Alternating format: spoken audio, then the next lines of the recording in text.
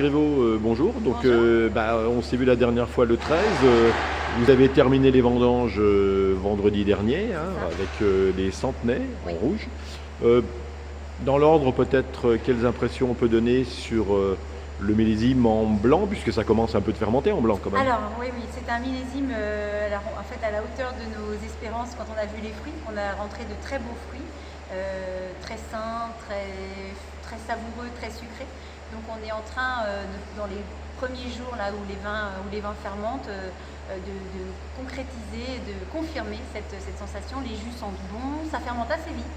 On a l'impression que les cinétiques fermentaires vont bon train. Les levures, nous on est en levure indigène, donc il y a un peu d'acidité, donc les levures aiment ça.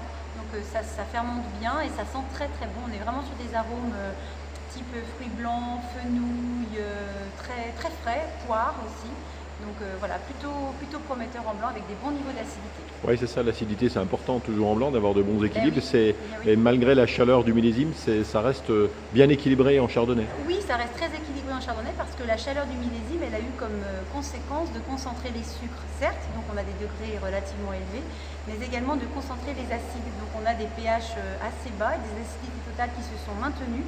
Donc on a vraiment des blancs qui sont bien, bien équilibrés.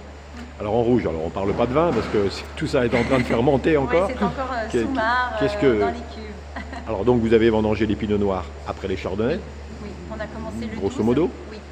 Qu'est-ce qu'on peut en dire de ce millésime en rouge? Alors en rouge, il est extrêmement riche en couleurs, extrêmement riche en saveurs.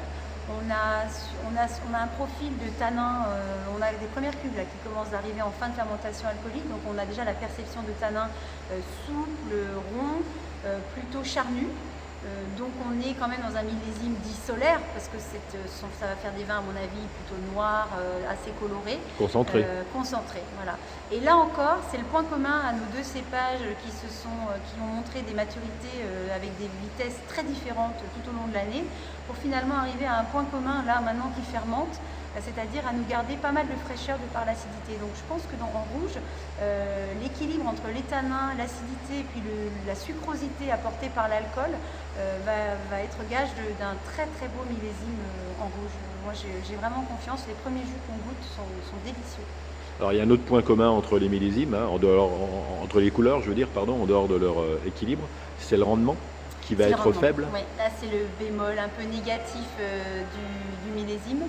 C'est qu'on s'attendait à une récolte plutôt moyenne à modérée, puisqu'on a bien vu que les fruits en quantité, au moment de la sortie des fruits sur la vigne, n'étaient pas en quantité très importante.